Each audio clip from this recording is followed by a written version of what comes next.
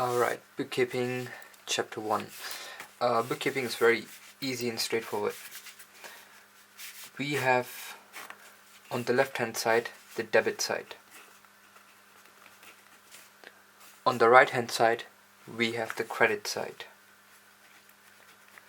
And here we have the name of the account. This is also known as a T account because it has the shape of a T. Okay, for now all we need to remember is the left hand side is the debit side and the right hand side is the credit.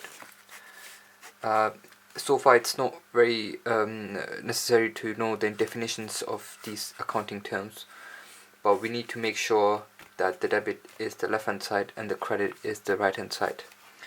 Okay, now let me give you an example. For example, Mr. Peter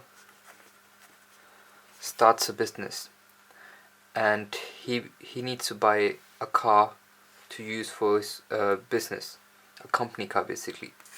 So the car's value is let's say £2,000, and in his bank he has £5,000. Okay, so Mr. Peter buys a car for £2,000. This has an effect, and in double entry it has like one transaction has two effects. The first effect is he buys a car for £2,000. The second effect is the amount of money in his bank decreases by £2,000. So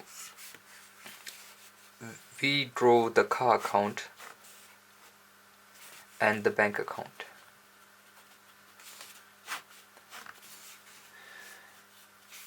And to know what goes where, we need there's a simple rule.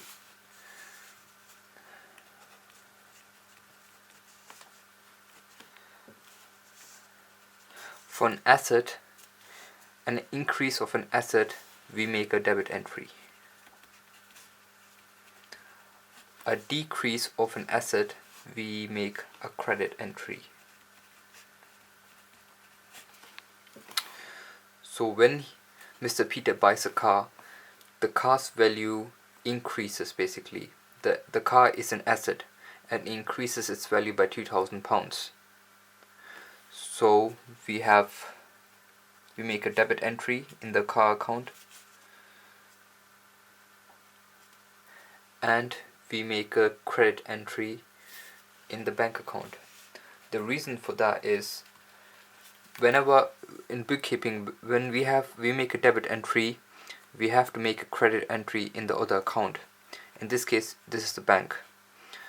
And to explain it why we have credit entry, a decrease of an asset, we make a credit entry because the car's value was £2,000 and he paid through his bank.